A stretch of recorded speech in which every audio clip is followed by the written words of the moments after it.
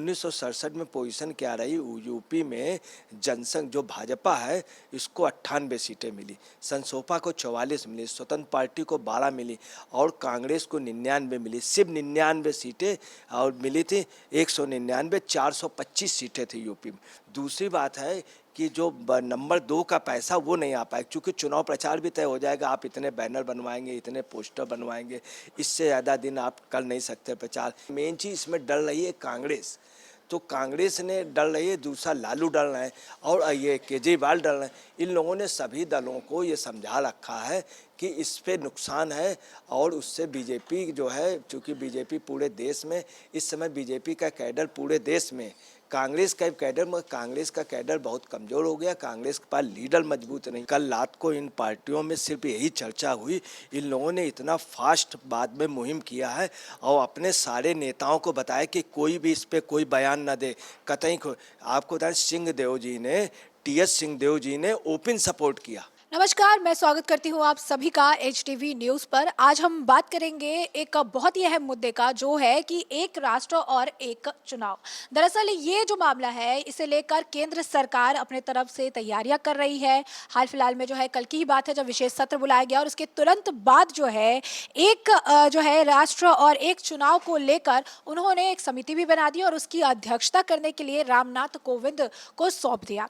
अब ऐसे में इस मामले को लेकर विपक्ष जो है वो काफ़ी ज़्यादा बौखलाई है। इसे जो है लोकतंत्र की हत्या, एक तरह से डिक्टेटरशिप और कई सारी तरह के जो है रिएक्शंस देती नजर आ रही है। तो दूसरी तरफ अगर आप देखेंगे तो केंद्र की मोदी सरकार एक राष्ट्र एक चुनाव को लेकर लगातार अपनी कवायद तेज करती नजर आ रही है। ऐसे में इस पूरे मामले पर चर्चा करने के लिए हमारे साथ मौजूद है वरिष्ठ पत्रकार अजय पत्रकार जी। सर, आपका स्वागत है हमारे चैनल में। मोदी सरकार लगातार जो है एक राष्ट्र एक चुनाव को लेकर कवायद कर रही है। अब समिति भी बना दी है और उसकी अध्यक्षता के लिए रामनाथ कोविंद जी को भी जो है चुन लिया है। क्या कहेंगे आप?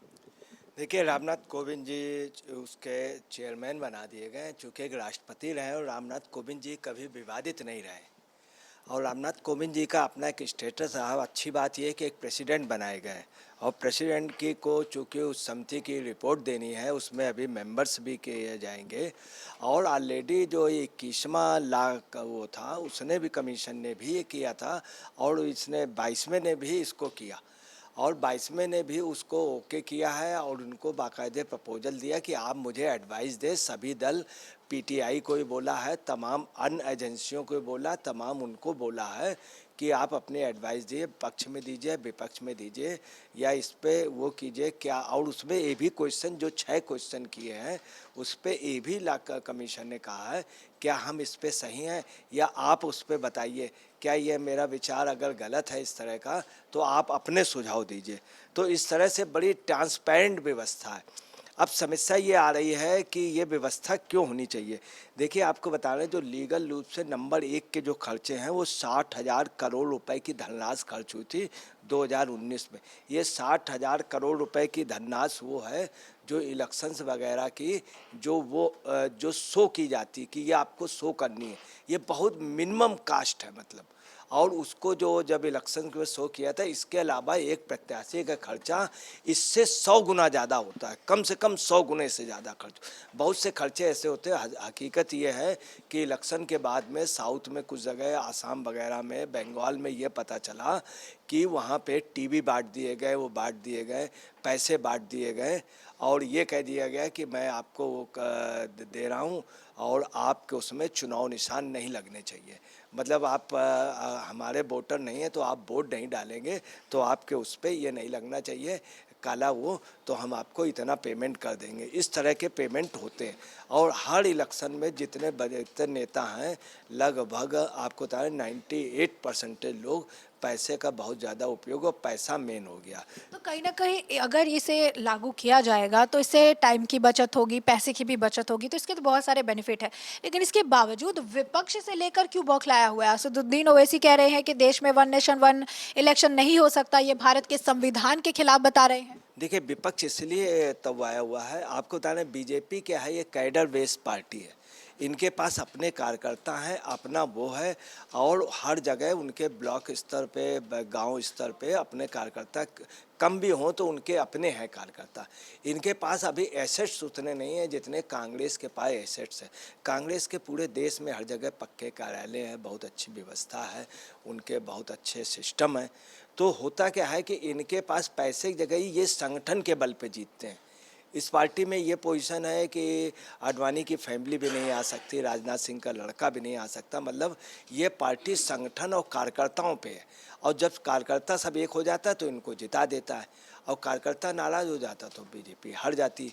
तो इनके यहाँ पैसे की उतनी वैल्यू नहीं, संगठन की वैल्यू, और संगठन सर्वोपरि है। वहाँ दूसरी जगह क्या है, लोग पैसे से जीतते हैं, वो अकेले नेता हैं, और अकेले नेता उनके पास इतना पैसा है कि सब जगह हर विधानसभा में पैसे लगा देते हैं। तो ओवैसी ने जो बयान दिया है, ओवैसी ने इन सब का बड़ा वो किया कि इससे क्या होगा, इलेक्शन पे हो जाएगा, बड़ी पार्टी छा जाएगी।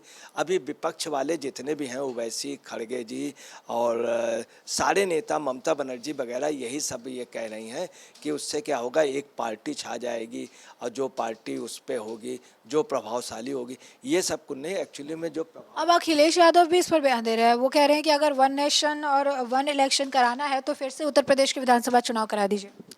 हाँ, देखिए ऐसा है कि अखिलेश यादव जी इसलिए कह रहे हैं क्योंकि अखिलेश यादव जी जान रहे हैं हमारे पास एमएलए कम, हमको कुछ दिख नहीं रहा।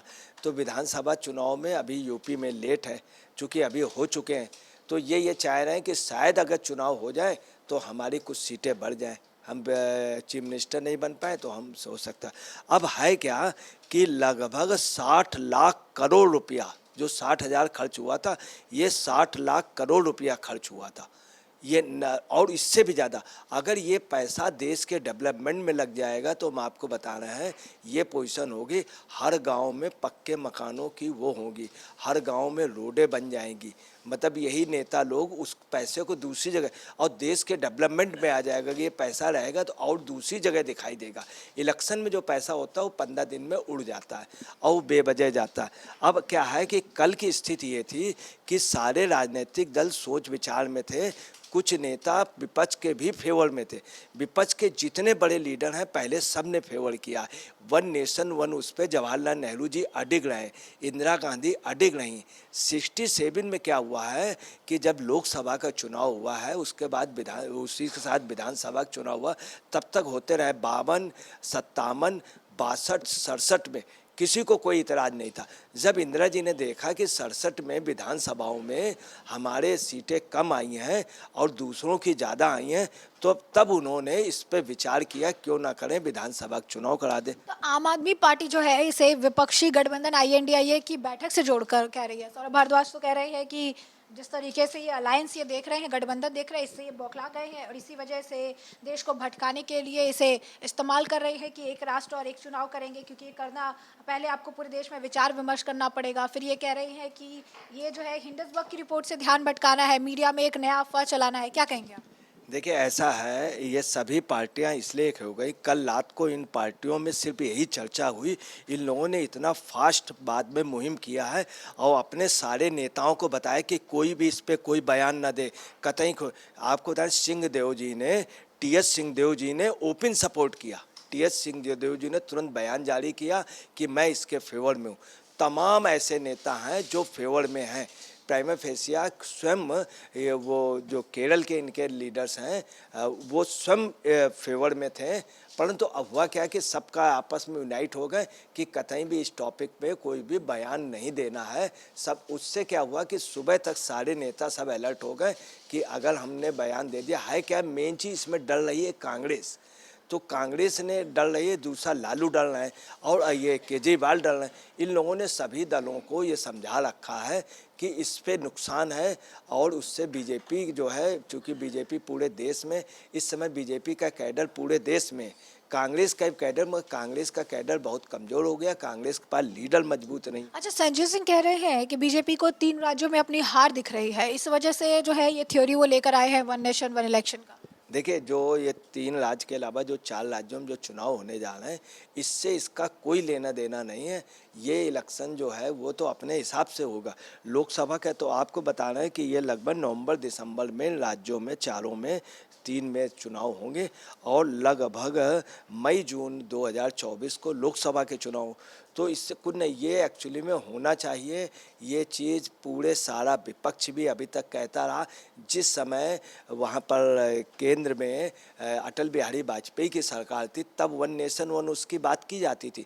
जब बीपी सिंह थे तब की जाती थी। बीपी सिंह ने स्वयं कहा था, चंद्रशेखर जी ने ये बात कही थी, वन नेशन वन इलेक्शन के लिए। सर एक आखिरी सवाल कि आखिर वन नेशन और वन इलेक्शन वाले इस कंसेप्ट से विपक्ष को क्यों परेशानी है? जो विपक्ष बयानबाजी कर रहा है इसके पीछे का कारण क्या है? क्योंकि इसके कई सारे फायदे हैं, टाइम बचेगा, पैसे बचेंगे और भी कई सारे मुनाफे हैं। काले धन पर भी अगर आप कहेंगे तो रोक लगेगी, लेकिन विपक्ष को आखिर इस कंसेप्ट से आपत्ति है तो है क्यों? इस कंसेप्ट से आपत्ति विपक्ष को ये है, मैं आपको बता रहा हूँ कि अगर ये इलेक्शन हो गया इस तरह का, तो जो नंबर 2 का पैसा चूँकि एक डिसाइड हो जाएगा कि पूरे देश में विधानसभा लोकसभा सब एक साथ चुनाव हो रहा है, 5 साल फिर चुनाव होगा नहीं। ये लोग वैसे असर डाल लेते हैं 5 साल। अब एक बार जब एक साथ चुनाव होगा तो ये डिसाइड हो जाएगा, इतने पोस्टर होंगे, इतने बैनर होंगे, हर पार्टी को इतने इतने टाइम का मिलेगा, जितने उसके सांसद विधायक उस हिसाब से मिलेगा। हर जगह मीटिंग होगी, एक मीटिंग आपकी होगी 11 तारीख को, दूसरे की 12 की होगी, तीसरे की 13 की, हर एक को आधे आधे घंटे एक एक घंटे जो टाइम मिलेगा, सब चीज़ डिसाइड हो जाएगी। उसमें ये लोग जो सिंगल आदमी होते हैं, जिनके पास अरबों रुपया पैसा हो, जो इलेक्शन प्रभावित कर लेते हैं, वो नहीं कर पाएंगे, वो कतई कर नहीं पाएंगे, सफल नहीं होंगे। दूसरी बात है कि जो नंबर 2 का पैसा वो नहीं आ पाएगा, क्योंकि चुनाव प्रचार भी तय हो जाएगा। आप इतने बैनर बनवाएंगे, इतने पोस्टर बनवाएंगे, इससे ज़्यादा दिन आप कर नहीं सकते प्रचार, इतने वजह से ज़्यादा नहीं कर सकते। और ये सब प्रोसेस इतना आसान है कि जैसे पहले चुनाव आचार संहिता लगने के बाद चुनाव प्रचार बंद हुए, सब जगह ये हो गया, डिसाइड हो गया कि आप वैसे मीटिंग नहीं करेंगे, इतने बजे के बाद मीटिंग नहीं करें। दूसरा क्या है, इसमें जो सबसे बड़ी बात आने जा रही है, चूँकि सन 67 तक ये रहा है। सन 67 से जिस समय विपक्ष मजबूत हुआ और जीतने लगा, उस समय इंदिरा गांधी ने क्या किया, सब राज्यों में मिड चुनाव करा दिए। 1967 में पोजीशन क्या रही, यूपी में जनसंघ जो भाजपा है इसको 98 सीटें मिली, संसोपा को 44 मिली, स्वतंत्र पार्टी को 12 मिली और कांग्रेस को 99 मिली। सिर्फ 99 सीटें और मिली थी, 199, 425 सीटें थी यूपी में। ऐसे बात कांग्रेस की सरकार चली गई और सरकार बन गई वहाँ पे जनसंघ की, भाजपा की और चरण सिंह की।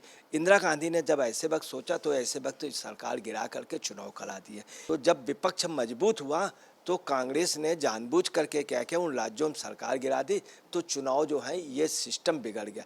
ये सिस्टम एक होना चाहिए, देश में था, देश के संविधान में था, अम्बेडकर जी इसको व्यवस्था बना गए थे, 67 तक रहा, 69 तक रहा। ये सिर्फ अपने हित के लिए कांग्रेस ने किया था और अब वही चीज़ होनी चाहिए। ये स्वयं कांग्रेस की वो थी, पूरे देश की थी डिमांड। और अगर ऐसा हो जाएगा तो हम आपको बताना है कि प्रदेश के पास इतना पैसा होगा और सेंट्रल गवर्नमेंट के पास इतना पैसा होगा और देश के और उद्योगपतियों के पास इतना पैसा होगा कि वो पैसा इलेक्शन की जगह डेवलपमेंट में लगेगा और देश राइज करेगा। तो जैसा कि आपने अजय पत्रकार जी को सुना, उन्होंने स्पष्ट तौर पर बताया है कि आखिर एक राष्ट्र और एक चुनाव का कंसेप्ट जो है उसे क्यों लाना चाहिए और किस तरीके से जो विपक्ष ये कह रही है कि ये संवैधानिक नहीं है, लेकिन ये संविधान का ही जो है एक हिस्सा थी, लेकिन बाद में अपने हित के लिए, अपनी चीज़ों के लिए इसे जो है अलग अलग तरीके से कराना शुरू कर दिया गया, एक चलन की तरह ये चलता चला आया। तो ऐसे में अजय पत्रकार जी ने बहुत स्पष्ट तरीके से बताया है कि विपक्ष आखिर क्यों नहीं चाहती है कि एक राष्ट्र एक चुनाव का जो कंसेप्ट है इसे मोदी सरकार लागू करे। तो ऐसे में आपने चर्चा पूरी सुनी है, अब इस पर आपकी भी जो राय हो हमें कमेंट सेक्शन में कमेंट करके ज़रूर साझा करिएगा। धन्यवाद।